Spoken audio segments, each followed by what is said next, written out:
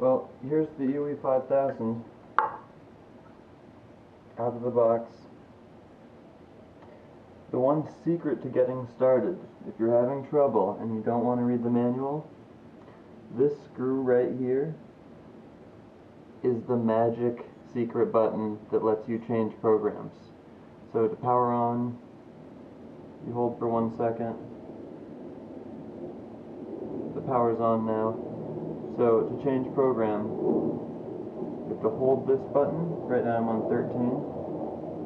And then you toggle with these two switches, 14, 15, back down, and then you release. And that's how you know what program you're on. Just a quick little tip in case you're just unboxing an EWI 5000 and can't figure out how to change the program.